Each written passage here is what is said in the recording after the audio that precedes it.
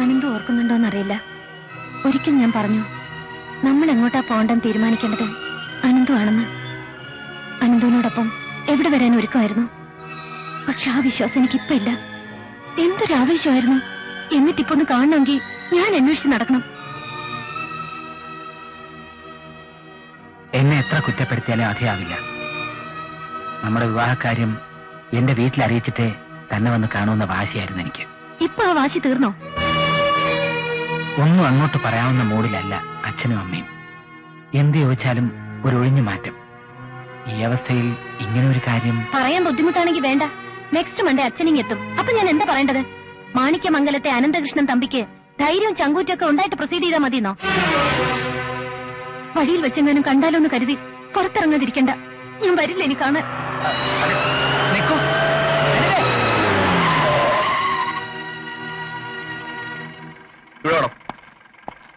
മാണിക്യമംഗലത്ത് അനന്തകൃഷ്ണൻ തമ്പിയല്ലേ? അതെ. ആ ജിബിലോട്ട് കയറി. എന്താ കാര്യം? അറിഞ്ഞാലേ കയറത്തുള്ളൂ.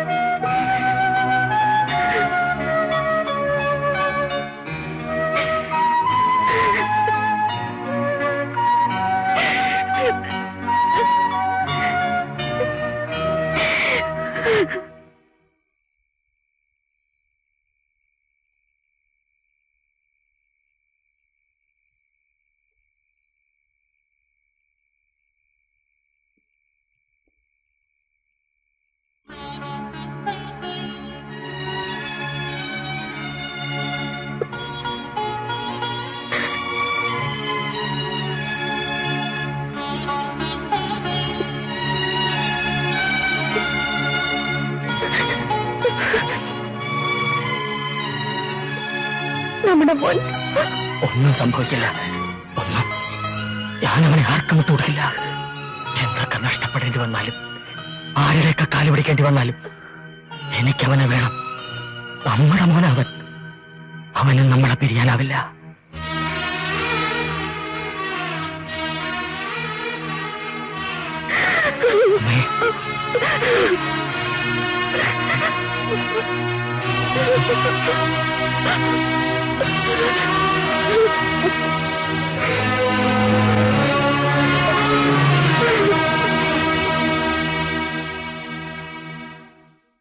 ഗ്രൂപ്പ് വിസയാണ്. എല്ലാരും നാളെ തന്നെ ബോംബെക്ക് തിരിക്കും. ഞാൻ പോണില്ലെന്ന് പറഞ്ഞപ്പോ ഏട്ടൻ ഒരുപാട് വഴക്കു പറഞ്ഞു.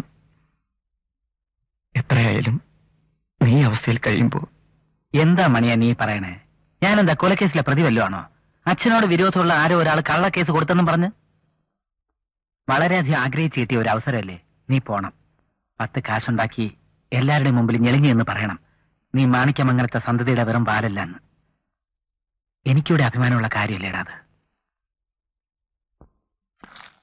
യെസ് യുവർ ഓണർ, ഒരേ ഛായയിലുള്ള 9 പേരെങ്കിലും ഉണ്ടാകുമെന്ന് ഗിന്നസ് ബുക്കിൽ പോലും വന്നതാണ്. രൂപസാദൃശ്യവും ശബ്ദസാദൃശ്യവും ഇന്നൊരു സാധാരണ സംഭവമാണ്. അത് ഞാൻ നിഷേധിക്കുന്നില്ല യുവർ ഓണർ. അങ്ങനെ സംഭവിച്ചേക്കാം. നടന്ന കഥകളുമുണ്ട്. എന്റെ സുഹൃത്ത് അഡ്വക്കറ്റിന് കേൾക്കാൻ താല്പര്യമുണ്ടെങ്കിൽ അങ്ങനെയുള്ള കഥകൾ അദ്ദേഹത്തെ ബോധ്യപ്പെടുത്താൻ ഞാൻ ഒരുക്കമാണ്. കഥ കേൾക്കാൻ ഞാൻ കൊച്ചുകുട്ടിയൊന്നുമല്ല. അമ്മ എനിക്ക് ഒരുപാട് കഥകൾ പറഞ്ഞു തന്നിട്ടുണ്ട്. അത് തന്നെ ധാരാളം. Order order. ബഹുമാനപ്പെട്ട പബ്ലിക് പ്രോസിക്യൂട്ടർ ഈ വിഷയത്തിൽ നിന്നും വഴുതി മാറുകയാണ്.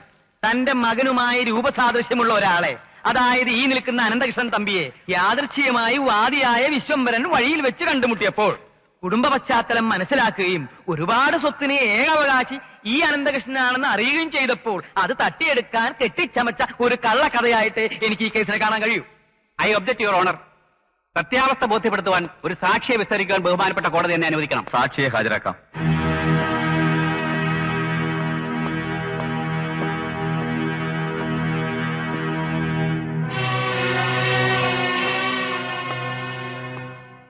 എന്ത് ചെയ്യുന്നു? വിമല ഹോസ്പിറ്റലിലെ ഡോക്ടറാണ്. ഏത് വിഭാഗത്തിൽ? ഗൈനക്കോളജി. എത്ര കാലമായി അവിടെ ജോലി നോക്കുന്നു? 34 years.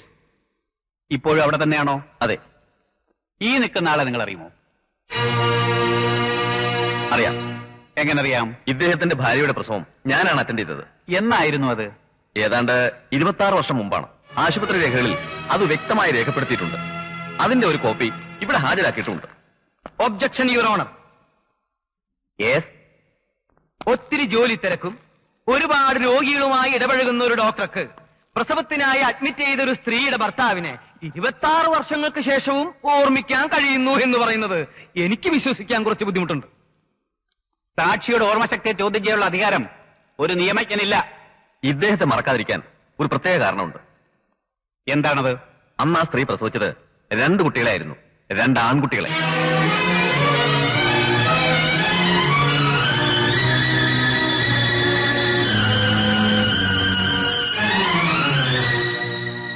ഹാജരാക്കിയിരിക്കുന്ന രേഖകളിൽ അക്കാര്യം പ്രത്യേകം രേഖപ്പെടുത്തിയിട്ടുണ്ട്. യുവർ ഓണർ, ഒരു കാര്യം കൂടി സാക്ഷിയോട് എനിക്ക് ചോദിക്കാനുണ്ട്. ചോദിച്ചോളൂ. ഡോക്ടർ, ആ നിൽക്കുന്ന ഉമയമ്മ എന്ന സ്ത്രീയെ ഇതിനു മുമ്പ് കണ്ടിട്ടുണ്ടോ? ഇല്ല. വിശ്വംഭരന്റെ ഭാര്യ പ്രസന്നയെ അഡ്മിറ്റ് ചെയ്ത ബേവാർഡിന്റെ തൊട്ടടുത്ത മുറിയിൽ അന്നേ ദിവസം തന്നെയാണ് ഉമയമ്മയെ അഡ്മിറ്റ് ചെയ്തതെന്ന് പ്രതിഭാഗം വക്കീൽ പറയുന്നു. അത് ശരിയാണോ? അന്ന് തൊട്ടടുത്ത മുറിയിൽ ആരായിരുന്നു എന്ന് വ്യക്തമായി പറയണമെങ്കിൽ ആശുപത്രി രജിസ്റ്ററിൽ നോക്കണം. യുവർ ഓണർ, ഇവിടെ ഹാജരാക്കിയിരിക്കുന്ന രേഖകളുടെയും സാക്ഷിമൊഴികളുടെയും അടിസ്ഥാനത്തിൽ അനന്തകൃഷ്ണൻ തമ്പി എന്ന് പറയുന്ന ആ നിൽക്കുന്ന യുവാവ് എന്റെ കക്ഷി വിശ്വംഭരന്റെ മോൻ തന്നെയാണെന്ന് വ്യക്തമായി തെളിഞ്ഞിരിക്കുന്നു. അതുകൊണ്ട് എന്റെ കക്ഷിക്ക് അനുകൂലമായ വിധി ഉണ്ടാകണമെന്ന് ബഹുമാനപ്പെട്ട കോടതിയോട് ഞാൻ അപേക്ഷിക്കുന്നു. That's all your honour. പ്രതിഭാഗം വക്കീലിന് സാക്ഷിയോട് എന്തെങ്കിലും ചോദിക്കാനുണ്ടോ? ഇല്ല. പക്ഷേ യുവർ ഓണർ, ഒരു സ്വകാര്യ ആശുപത്രിയിൽ 36 വർഷം സേവനമനുഷ്ഠിച്ച ഇപ്പോഴും അവിടെ തന്നെ സേവിച്ചുകൊണ്ടിരിക്കുന്ന ഒരു ഡോക്ടർക്ക് രേഖകൾ ഉണ്ടാക്കാനും അതിൽ തിരിമറി നടത്താനും ഒരു പ്രയാസവുമില്ല. I object your honour. ആതുര ശുശ്രൂഷ രംഗത്ത് കഴിഞ്ഞ 36 വർഷത്തെ സേവന പാരമ്പര്യമുള്ള ഇതുവരെ യാതൊരു പേരുദോഷവും കേൾപ്പിച്ചിട്ടില്ലാത്ത പ്രഗത്ഭനും പ്രശസ്തനുമായ എന്റെ സാക്ഷിയുടെ പേരിൽ ഇത്തരം ഒരു ആരോപണം ഉന്നയിച്ച പ്രതിഭാഗം വക്കീലിനോട് എനിക്ക് സഹതാപം തോന്നുന്നു. Cool down mister prosecutor. അദ്ദേഹത്തിന് പറയാനുള്ളത് മുഴുവൻ പറയട്ടെ. അതുകൂടി കേൾക്കാനുള്ള ഞാൻ ഇവിടെ ഇരിക്കുന്നത്. വാദിയെ ഒരിക്കൽ കൂടി വിസ്തരിക്കുവാൻ ബഹുമാനപ്പെട്ട കോടതി എന്നെ അനുവദിക്കണം. Yes, proceed.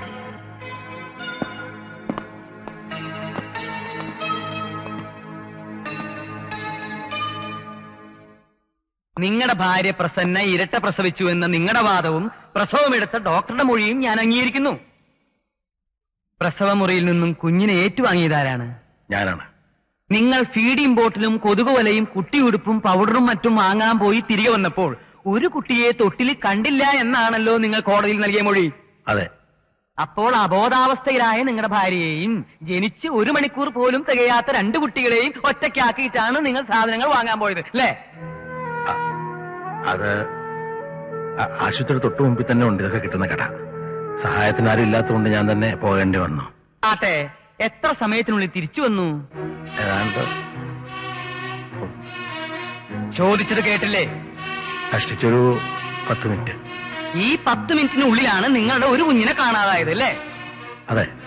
കാണാതായപ്പോൾ നിങ്ങൾക്ക് എന്ത് തോന്നി? പൂച്ച കടിച്ചുകൊണ്ട് പോയെന്ന് കരുതിയോ? Your honour, note this point.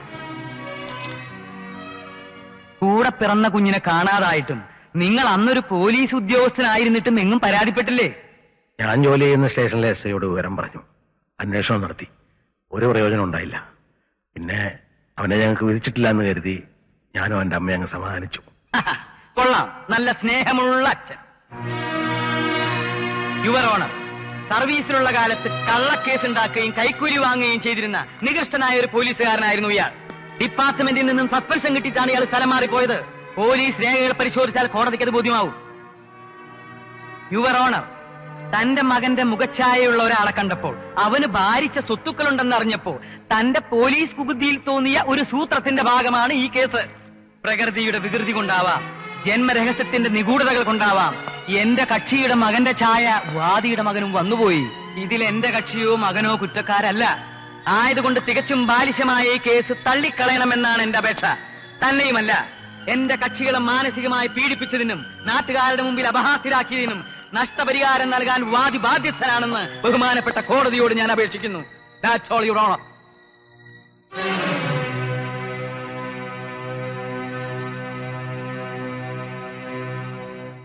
പ്രോസിക്യൂട്ടർക്ക് എന്തെങ്കിലും പറയാനോ ചോദിക്കാനോ ഉണ്ടോ? ഉണ്ട്. അനന്തകിഷൻ തമ്പിയുടെ അമ്മയെന്ന് പറയപ്പെടുന്ന രണ്ടാമത്തെ ശ്രീമതി ഉമയമ്മ സത്യവാലൻ തമ്പിയോട് ചില ചോദിക്കാനുണ്ട്.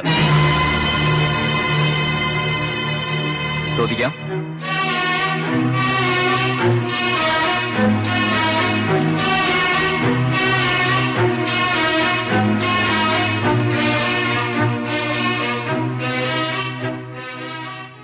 നിങ്ങളുടെ മകൻ തന്നെയാണല്ലോ ഈ നിൽക്കുന്ന അനന്തകൃഷ്ണൻ തമ്പി? അതെ. നിങ്ങൾ പ്രസവിച്ച മകൻ?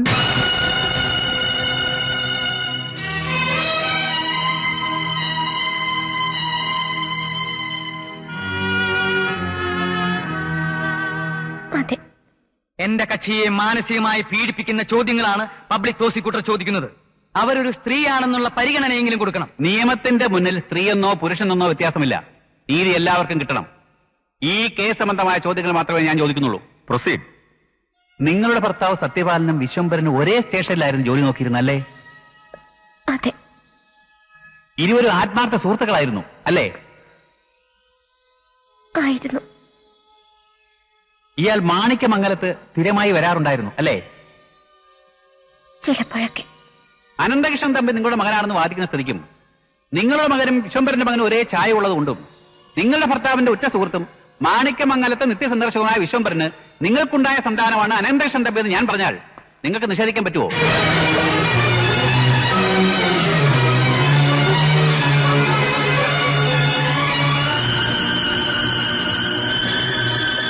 ചോദ്യം വ്യക്തമായില്ലെങ്കിൽ ഒരിക്കൽ കൂടി ആവർത്തിക്കാം. വേണ്ട, വേണ്ട, ഇത് എന്റെ മകനല്ല.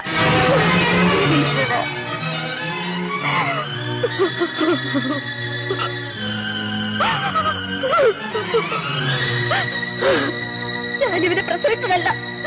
ഈ വിശംബരൻ ചേട്ടൻ സൗജന്യമായിട്ട് തന്നതാണ് ഇവനെ. പ്രസവിക്കാൻ ഭാഗ്യമില്ലാത്ത ഞാൻ സ്വന്തം മകനെ പോലെ അവനെ വളർത്തിപ്പോയി. ഒറ്റമ്മയായിട്ടല്ല, പെറ്റമ്മയായിട്ട് തന്നെയാ സ്നേഹിച്ചു പോയി. ഒരുപാട് സ്നേഹിച്ചു പോയി.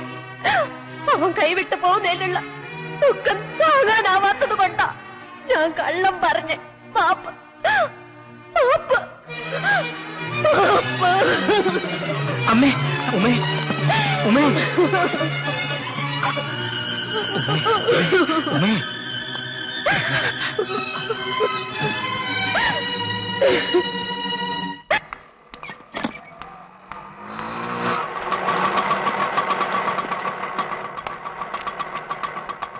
ഇവിടെ ലഭിച്ച രേഖകളുടെയും സാക്ഷിമൊഴികളുടെയും ഉമയമ്മ സത്യപാലന്റെ സത്യപ്രസ്താവനകളുടെയും അടിസ്ഥാനത്തിൽ അനന്തകൃഷ്ണൻ തമ്പി എന്നയാൾ മാധവൻ വിശ്വംഭരൻ മകൻ അരവിന്ദന്റെ കൂടപ്പിറപ്പ് തന്നെയാണ് എന്ന നിഗമനത്തിൽ എത്തിച്ചേരാനേ ഈ കോടതിക്കാവുന്നുള്ളൂ. ഈ യാഥാർത്ഥ്യങ്ങളുടെ അടിസ്ഥാനത്തിൽ അനന്തകൃഷ്ണൻ എന്നയാൾ മാധവൻ വിശ്വംഭരന്റെ മകൻ തന്നെയാണ് എന്ന് ഈ കോടതി വിധി കൽപ്പിക്കുന്നു. സ്വന്തം അച്ഛനോടൊപ്പം പോകണോ അതോ വളർത്തച്ഛനോടൊപ്പം പോകണോ എന്ന കാര്യത്തിൽ ഒരു തീരുമാനമെടുക്കാനുള്ള സ്വാതന്ത്ര്യം പ്രായപൂർത്തിയായ യുവാവെന്ന നിലയിൽ അനന്തകൃഷ്ണൻ അവകാശപ്പെട്ടതാണ്.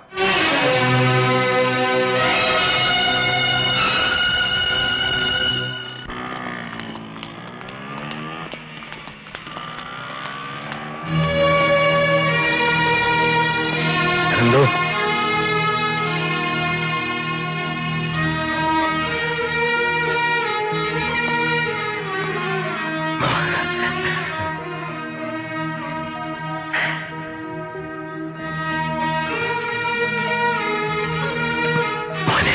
ജന്മം കൊണ്ട് എന്റെ അച്ഛനായിരിക്കാം. പക്ഷെ ഞാൻ അച്ഛനും അമ്മയെന്നും വിളിച്ചു വളർന്നത് മാണിക്യമംഗലത്തെ സത്യപാലൻ തമ്പിയും ഉമയമ്മയുമാണ്. ഒരു കോടതി വിധി കൊണ്ട് പെട്ടെന്ന് മാറ്റാൻ കഴിയോ? അച്ഛനെയും ചേട്ടന്മാരെയും അനിയത്തെയും കാണാൻ ഞാൻ വരും. നിറഞ്ഞ സ്നേഹത്തോടെ, സന്തോഷത്തോടെ.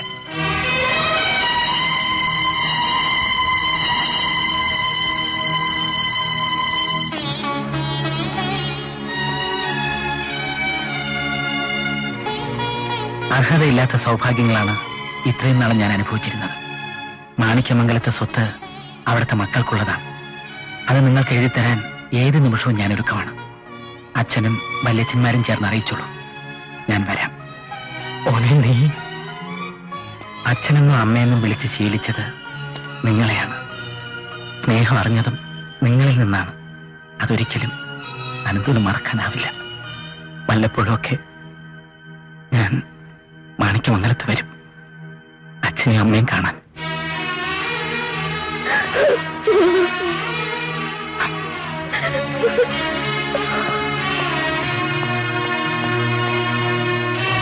Ha ha ha!